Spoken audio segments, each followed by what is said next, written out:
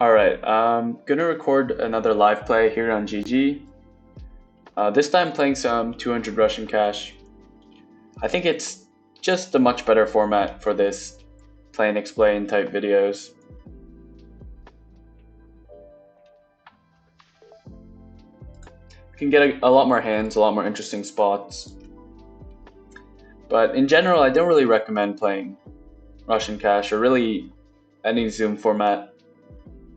For the most part, they're just really a rake trap for the site. You know, you're going to be playing mostly regs, and most of the bigger recreational players are not playing Zoom anyway.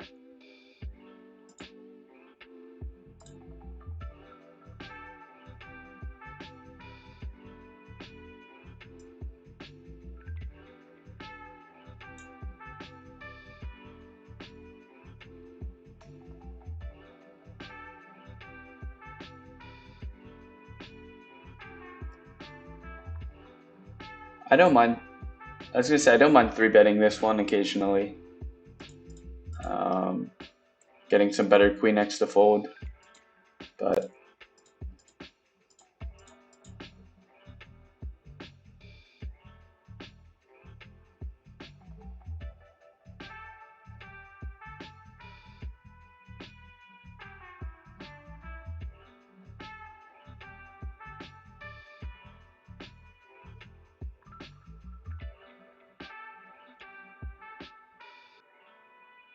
this is an interesting board to lead.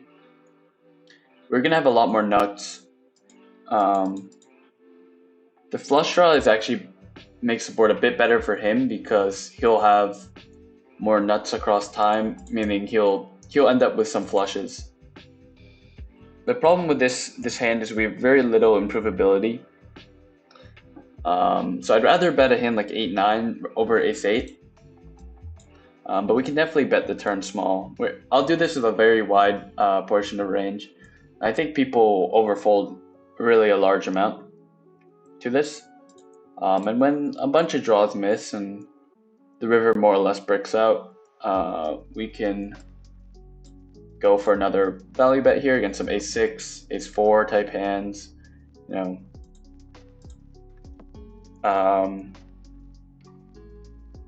Okay. I think that's a pretty good spot to value bet regardless.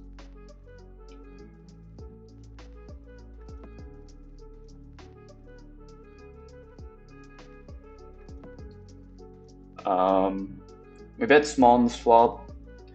He should check raise quite aggressively with straight draws and 6x, 8x. So we have a very profitable call. This is a very good turn for his range. He's gonna interact a lot with his 10-9 type hands, you know, 7-5, 7-9. He could check raise pocket sevens or have an ace 8-7 type of hand. When he checks, I think he's pretty often on a lower pair, something like 5s or 4s that check raise for protection, or some 8x like ace-8. We're gonna have some floats, so I think we just want to use a bigger size on this board. Our hand has some improvability on reverse, so I think it's a good spot to bet. You can have like 8-9, 7-9 as well.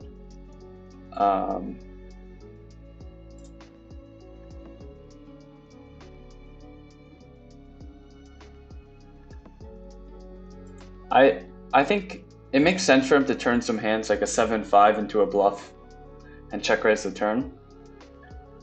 And I think he's probably capable of doing that. So with our hand specifically, we don't block too many bluffs. We block a decent amount of value. So I think it would be a pretty decent call down versus a check raise and a jam. We're going to want to check raise this board quite aggressively. I think this is a decent combo, blocking some suited ace-x and just a good spot in general. We can check raise some ace-x, some 4x. We'll check raise a lot of the pocket pairs. On this turn, I think we just have to give it up. He checks turn very quickly. I think he's very often on kings or queens, maybe a jack, but I don't think there's really enough value in bluffing our hand. Just because he's not going to fold. Like, it's pretty hard to get him to fold this type of hand.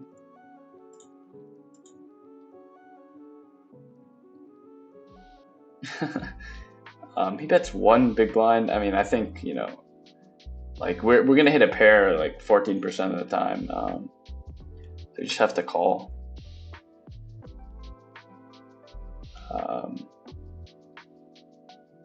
This is an interesting one.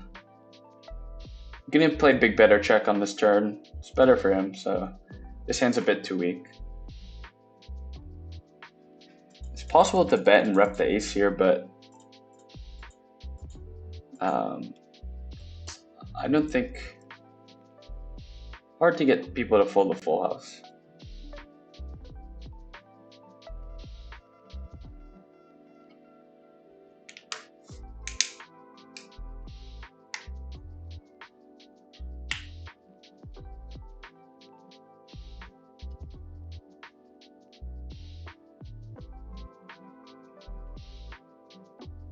Yeah, versus an overbet here, I just don't think we're ever good.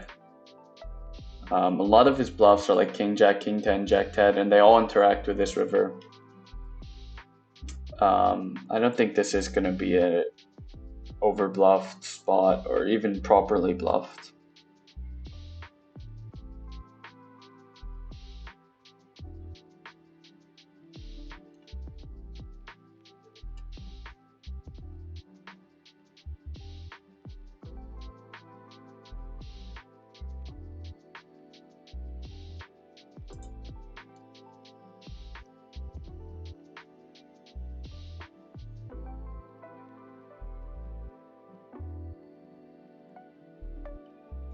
Gonna range bet this board.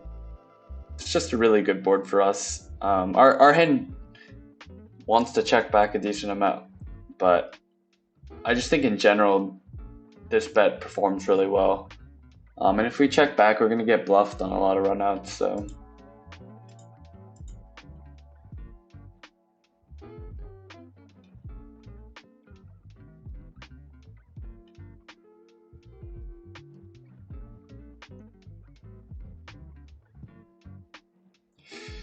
opens 3x and goes for the pot. Never folding. Could be quite a nutted hand. It could also be a fair amount of draws. Stuff like queen jack, you know, diamonds. And I think against perceived recreational, gonna be sticky on this turn and not fold our hand, but it's not an amazing spot.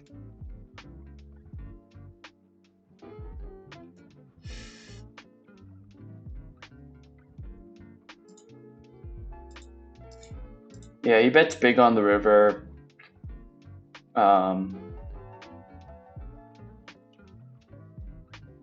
Don't think people are following through too often in these spots. If he bets smaller, like half pot or a third, we could consider calling, but you know, I think the bigger sizes on the river, especially in the bigger pots, are gonna be pretty nutted.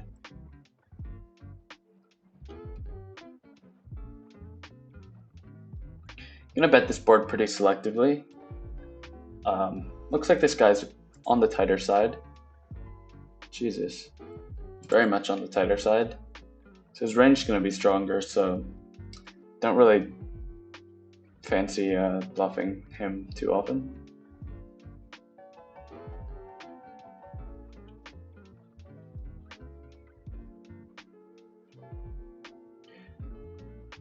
Similar story with this board. Gonna use smaller sizes because he has a lot of strong hands, so we don't want to start betting too big.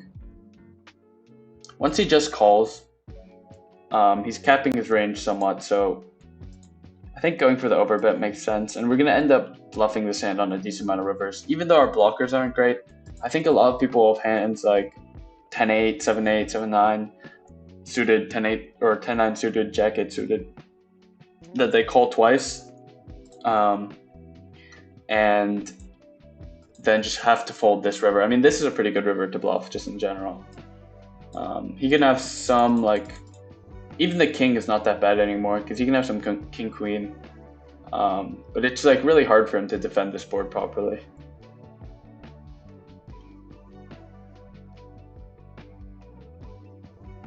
So we get a flat from another really tight player.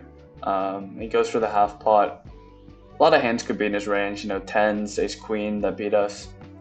So not super in love with the spot.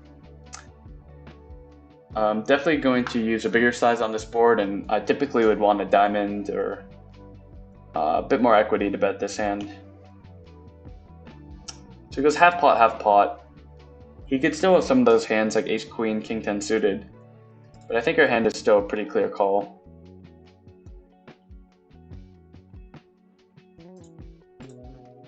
Ace jack, I think, can 3-bet sometimes. Yeah, so it seems like this guy's quite tight.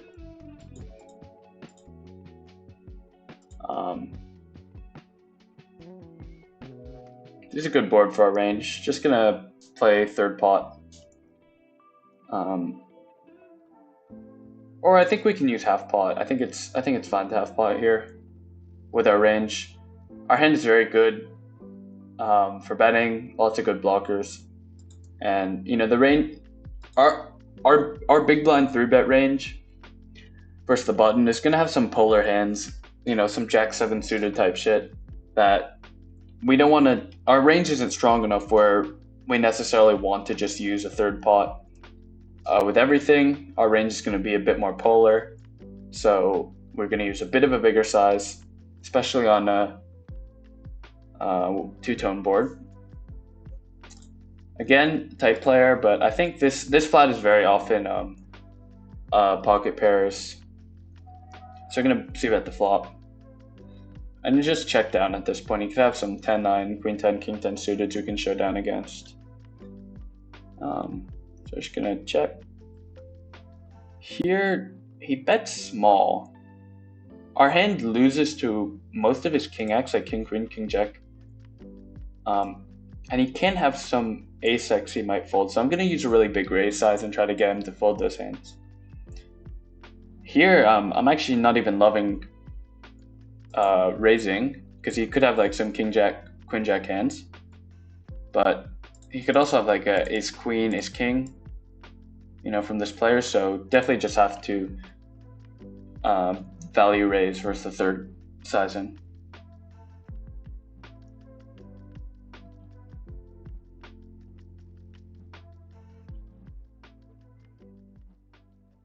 I mean, yeah, I mean, against such a tight player, like raising that type of hand is just not that good, because he's just not really ever bluffing there, so you're raising into a range of only value. Gonna 3-bet the king 7. It's at the bottom of our calling range. You know, I'd call king 9 off pretty profitably. King 8 off, probably call, and then king 7 are gonna mix a 3-bet in there. 7's just showing it down against a wider range player. And against the pot on the river, just have to fold.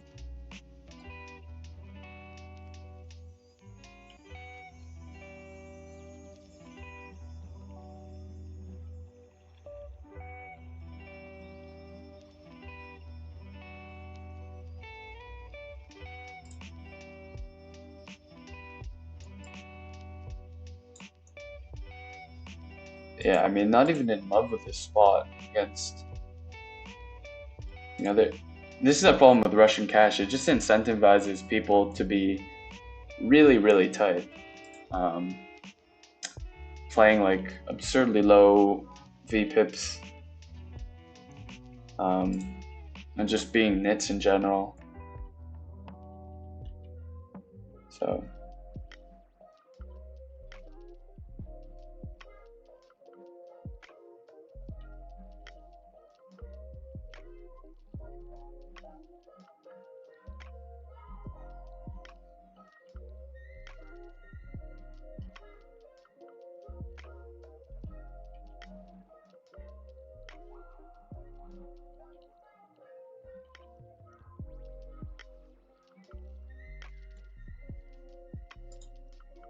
Get 3-bet here. Okay, it would be not a bad spot to 4-bet. Given the smaller size and the MP flat.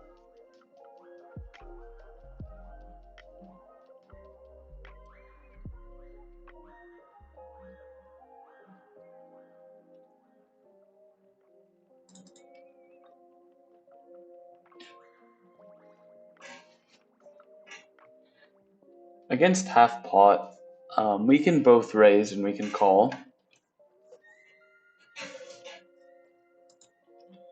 I think our hand benefits from raising.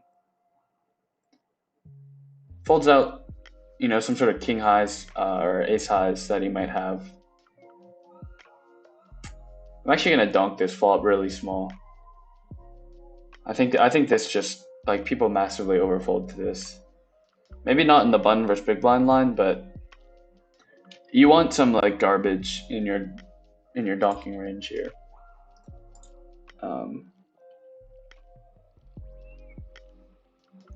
Some low equity stuff.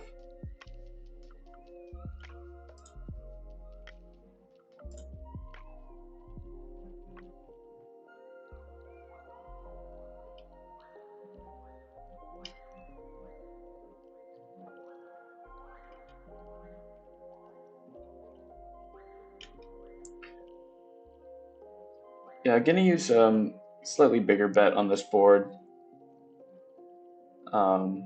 Just trying to fold out a couple ace highs, and then we're gonna end up barreling on a lot of the turns, like a 9, a 7, a lot of hearts. We can start barreling.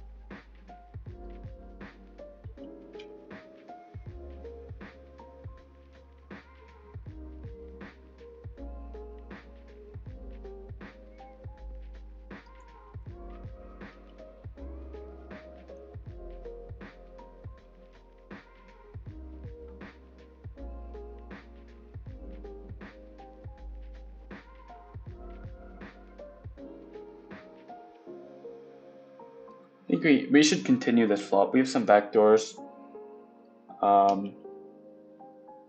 We might end up turning our hand into a bluff on some runouts. This isn't the best card to donk because he's still gonna have a lot of 9x. Yeah, so on this card, I think we should just turn our hand into a bluff. We're not gonna show down super often. It kind of sucks if he has a king. He's gonna call us with a king a lot, but we're just not gonna show down.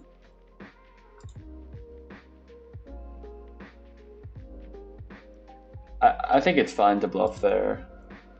Yeah, if he has queens without a heart, it's pretty likely he might be folding.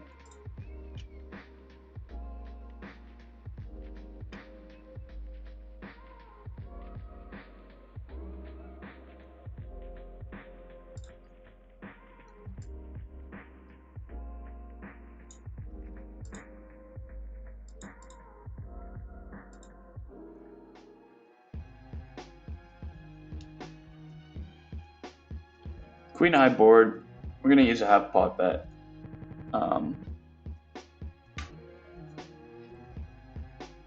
Starts putting some of his ace highs in a bad spot, as well as some of his, like a pocket sevens isn't loving life, and there are a fair amount of turns we can barrel.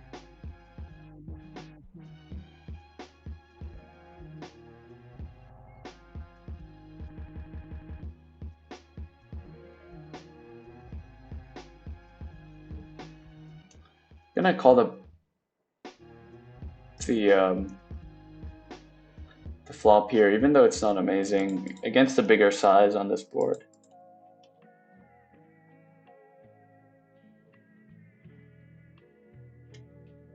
Just getting bluffed so often.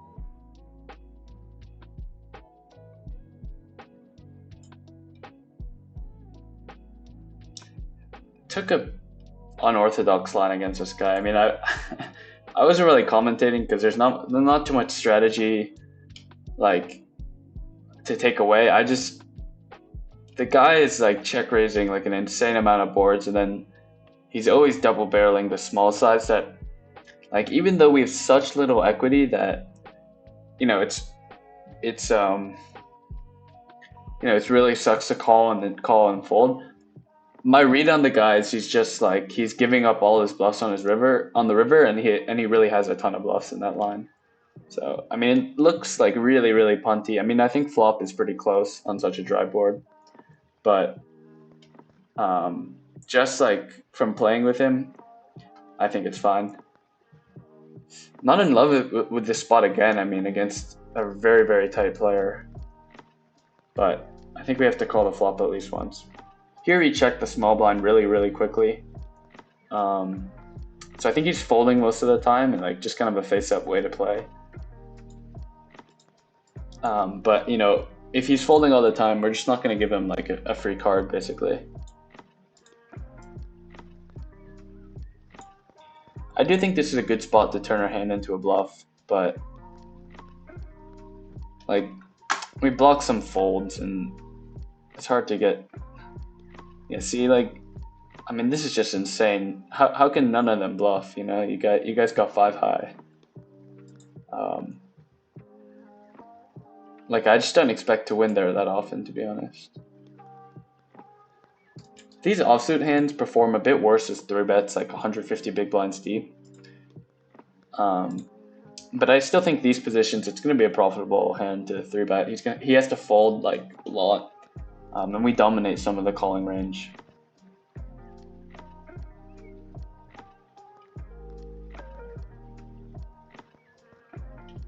All right, I think I'm gonna wrap it up now. We got a couple interesting spots. All right, just wanted to review this hand that I played, the pocket tens hand. I chose a 1/3 pot sizing on the flop, which I think in theory you can use a bit of a bigger size, maybe a half pot. But I think the response to this is quite unintuitive. If you look at the sim, the main checks we're going to have are hands like ace highs that just want to check and show down, as well as some traps like aces or kings, some weaker pocket pairs that just want to get to showdown. If you look at his response, I gave him the 4x check raise size that he used, which is about 60% pot. And you can see that he's check raising a very wide portion of range, and he's only folding 40%, which is a decent amount against 1/3 sizing, but I think a lot of people might miss some of these continues, some of the overcards, and a lot of the check raises. The way I think about it, in solver land, thinking about check raise spots, there's on these paired boards, there's like four categories of hands that make sense to check raise, and the first is value hands, of course. So like any 6x is strong enough to value raise, like 6s or 8s, 9s are good enough to value raise. Then there's also hands that are check raising, kind of for protection / value, like 5s, 4s, 3s, 2s, as well as some 8x. These are going to be against some better hands when I call, but I'm also going to float a lot of overcards, some worse 8x. So they're kind of a combination of protection and value. The next are these draws, stuff like 7-5 suited, 7-4 suited, 10-7 or 9-7 suited. these hands benefit from getting ace highs, king highs, queen highs to fold, but they also have a lot of equity against my value. They have good implied odds on certain cards, and these make very good check raises. So there's some of the purest combos apart from value combos that do check raise. The last combo, which is the one that I think people miss the most, is kind of the junky hands, the overcards. And these feature very rarely something like king jack off, queen jack off, king 9, queen 9 suited, ace 3, ace 2 with a backdoor. These are, I think people will really miss the check raises. I don't think you're going to find people check raising these. So I think on a board like this, where it's kind of dry, I think he could use a larger size. And if you look at my response versus a check raise, I get to call like a really wide majority of range. I'm floating some of the more junkier offsuit hands and the more random suited hands, but I get to float stuff, even like queen 9 suited with a backdoor, all the ace highs really, all my straight draws, stuff like jack 10 suited with a flush draw. So I would like to see him use a bigger size, but with tens and with our hand in general, I don't think we really want to 3-bet too often. We're just going to isolate ourselves against 6x and the nuts of his range, as well as some of the stronger draws.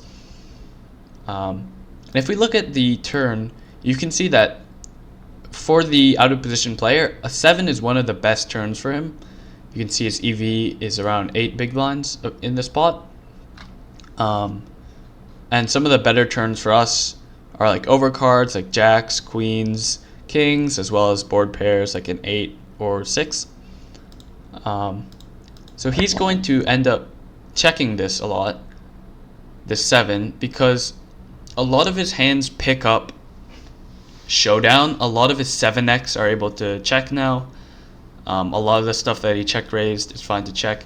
And so he's going to want to bet very selectively and not be too polar. As you can see, he's mainly using the third pot sizing and not the overbet.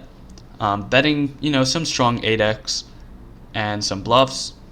He did check to me, and as you can see, a lot of the time when people check raise and check, you're going to want to use the 1/3 pot size because their range is going to be somewhat polar. They're going to be checking a lot of trash that missed the turn and gave up.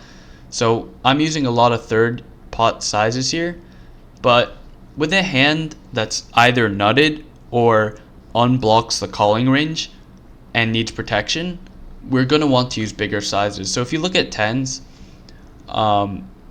especially ones with a diamond, they're going to use the larger size quite often.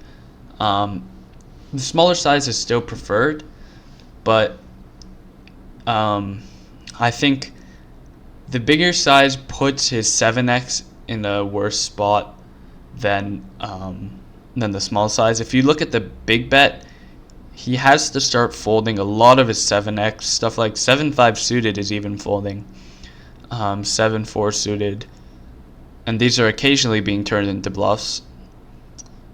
10-7, 9-7 are pretty low EV, and all these hands, ace 7, king 7, queen 7, jack 7 are having to fold, and I don't know if that happens in game. So I think the main takeaway for these check raise, check spots is that you want to be betting really, really aggressively in position, whether it be 1/3 sizes, 2/3, because people are going to play super unbalanced when they take the check raise, check line. And I think just using a big bet with 10s gets the most value. So interesting spot. I think there's some things to learn about the check raise size being a bit small, and the mixing of these turn sizes, but yeah, interesting spot. Hopefully it was educational in some way.